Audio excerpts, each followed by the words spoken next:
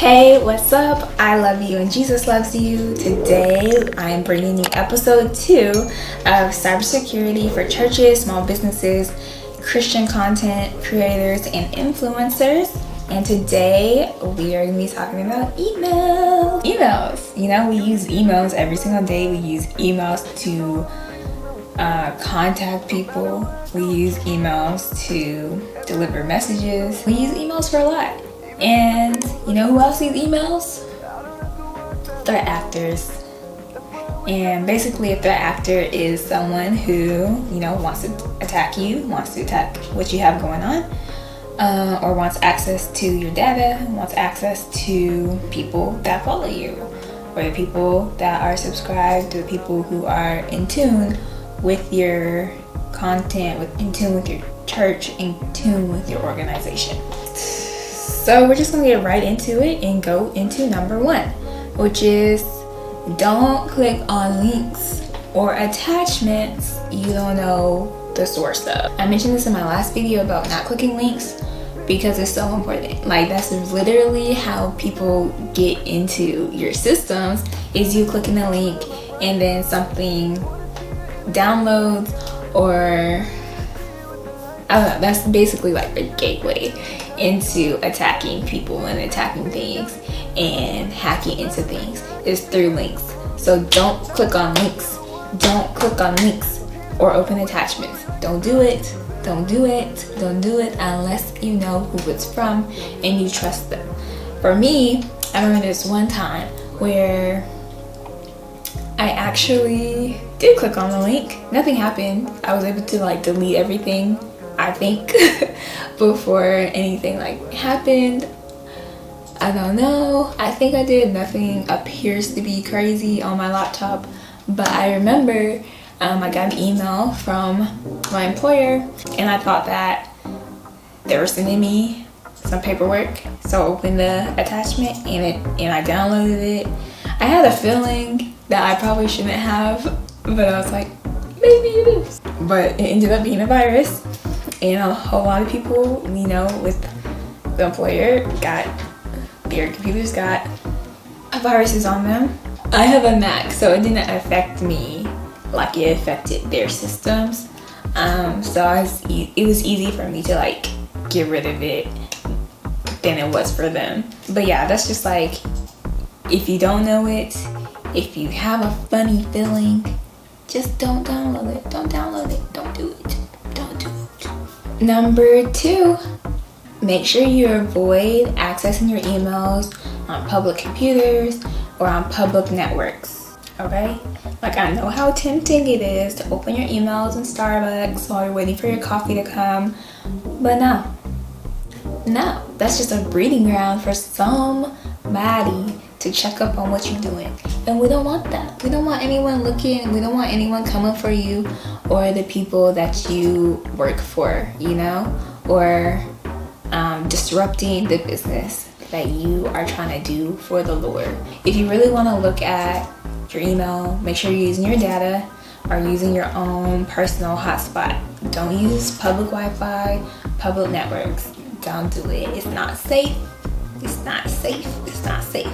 When I go to hotels now, I don't even log into their Wi-Fi anymore. I just don't, because no, I'm gonna just use my data and I'm gonna rock with it. But why? Why shouldn't we use public Wi-Fi, public computers to access our emails?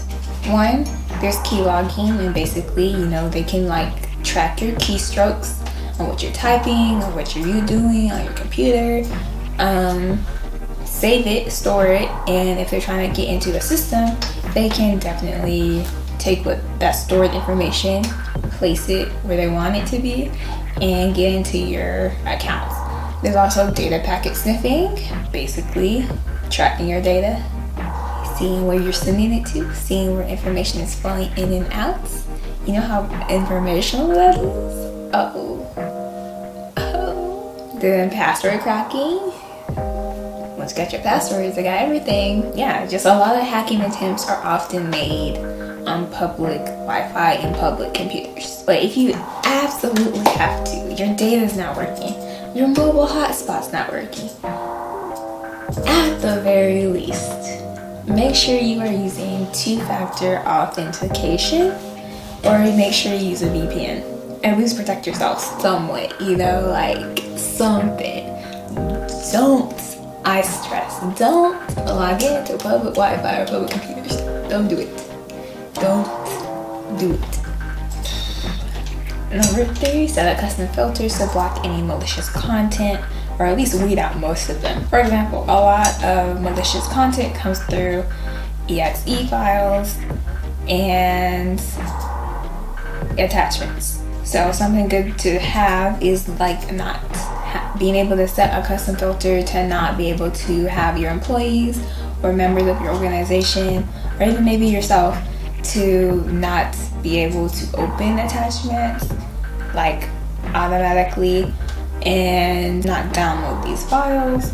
You can set custom filters that you can put in place in order to not have those automatically download or even pull up in your mailbox. And you want to make sure that your employees, that you're educated, that your employees, that the members of your organization, that your team members are educated on email security and not opening attachments, not doing all these things I'm mentioning in these videos.